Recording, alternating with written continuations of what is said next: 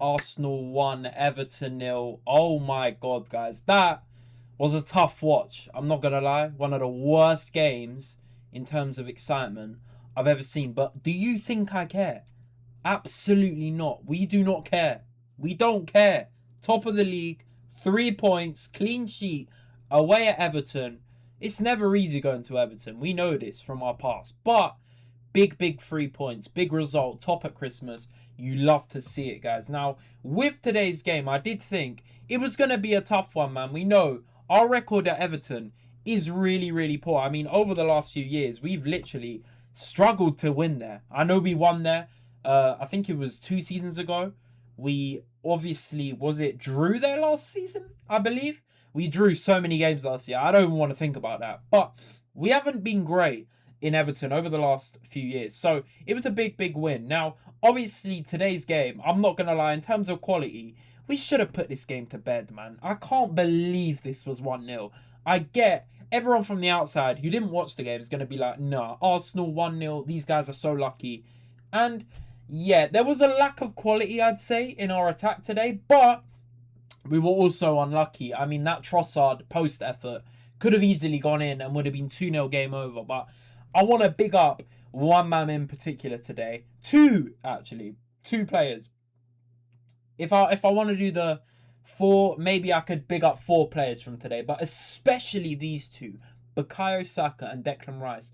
If we win the title this season and push for maybe a Champions League, another cup, it's going to be down to these two. Because these two are absolutely pivotal to everything we do. We know this already, but I'm sorry, Bukayo Saka, what a performance today, man. No goal, no assist. It does not matter because he was absolutely brilliant today. It got, at times, everything in attack was coming from him. It was bad, man. We were so reliant on Saka today.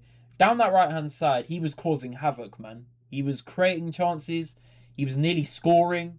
He was taking on multiple guys. He was getting double-teamed. It didn't matter. Everything was coming down that right-hand side. I'll big up Timber for that as well because these two have formed a really nice bond, like Ben White and Saka as well. But there's a nice bond there. I think Declan Rice as well, absolutely brilliant today, man. The real engine of this team. I don't understand this guy's stamina. He is up and down the pitch 24/7 for 90 minutes. It is absolutely brilliant. He carries the ball up really well, creating chances. Crosses are brilliant. And defensively, tracks back, intercepts the ball. He was brilliant today, man. He was all over the pitch. And he had to bail out a few guys at times. And he was really running the midfield for us, man. He was really doing a solid shift today. But I want to obviously talk about the game itself. 1-0, GYOKERES penalty. We know where the pen came from. Handball from O'Brien. The stupidest handball you're ever going to see. Bro thought he was in the NBA putting 2 hands up. Like, what on earth is he doing? I don't understand why the ref had to take 10 million looks at it. It's the clearest handball ever. And GYOKERES, I'm so glad we've decided to give him penalties. It's about time. Strikers should always take them, in my opinion. They need the goals, confidence, building the tallies up. But also, his penalty technique's brilliant, man. He just smashes it. And it was a great pen. No saving it. But, yeah, guys, there are worries here. There are definitely worries. Now, yes, this game could have ended 2-3-0 quite comfortably. If you want to look at individual chances. Trossard hitting the post. Zubamendi hitting the post, Saka with a few efforts, Odegaard, a lot of chances falling to a lot of players. But yeah, this was quite one of the most one-sided games we've had. But there were moments where you were thinking, can we put this game to bed?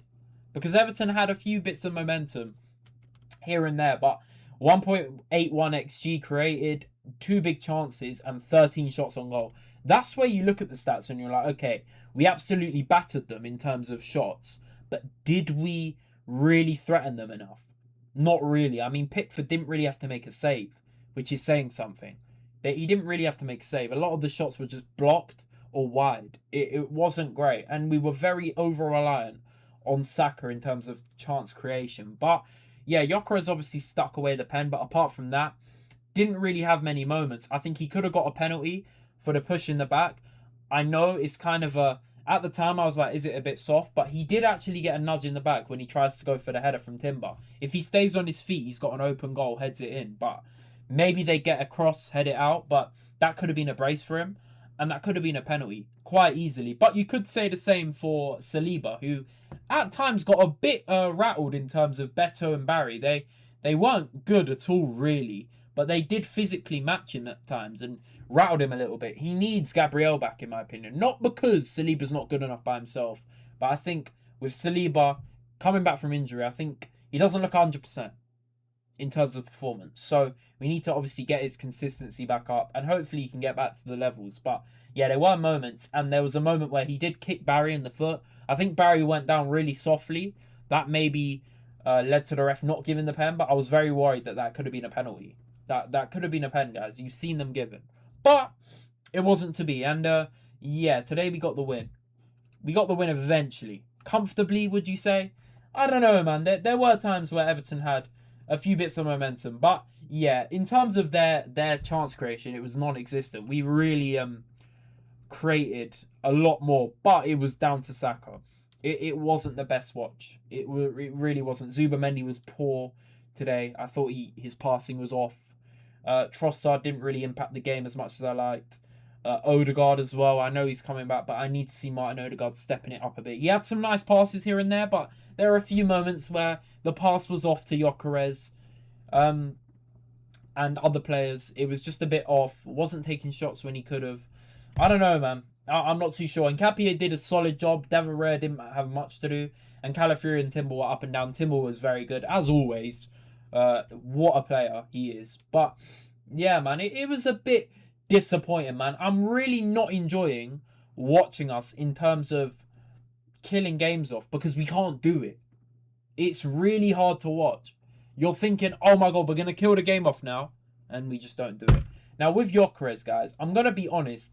It's a bit of both. Yes, he doesn't have the technical ability like an Ekatike to maybe make his own chances. But at the same time, we are not playing to his strengths, guys. You can see it. Now, with him, he's physical. You can see that. But I hate that basically all we're doing with him is giving him the ball, asking him to hold it up. Which he's shown time and time again he can't really do it.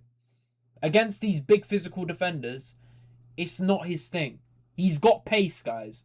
We need to utilise it. Yes, it's not the Portuguese league. They haven't got the space for it. But there are times where he is making a good run and we are not risking it. It is annoying. Especially with Odegaard back, who is probably the best player in the team in terms of those passes. And Zubamendi.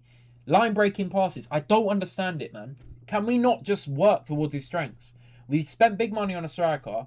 Surely we need to adapt to his playstyle. It's been months now. There's been occasional games, Atletico Madrid, Burnley, games like that, where we have seen him get a lot more involved, even Newcastle. But it's too many occasions now where, yes, he's maybe not doing enough, but you can see he's trying. And are the other players trying to get the ball to him?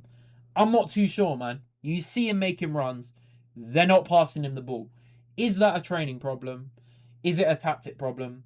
It could be a bit of both. But I'm not too sure, man. I didn't like Arteta's subs today either, guys. Now, yes, we were in control. We were pushing for the second. But I get Jesus is back and I'm very happy for it.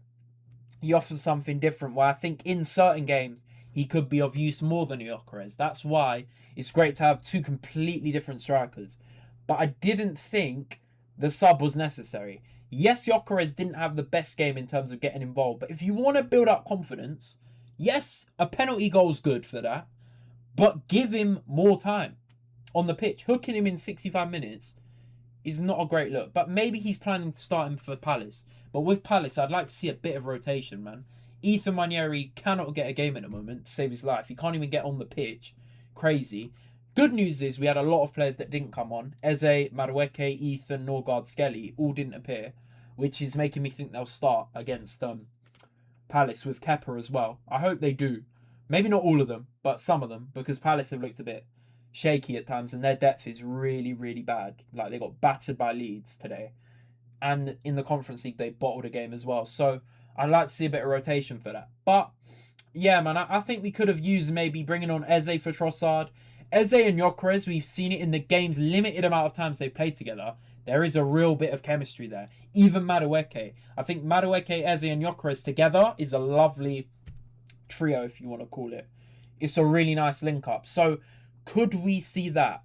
That could help Gyökeres in terms of getting him involved. But yes, he needs to do a bit more, adapt a bit more. But you can see he's trying. He really is. And I think we could actually use passing in the ball. You see guys like Haaland. Yes, I'm not comparing them. Haaland's in a league of his own. But in terms of them feeding him, he may get limited chances. But they do try and pass in the ball all the time.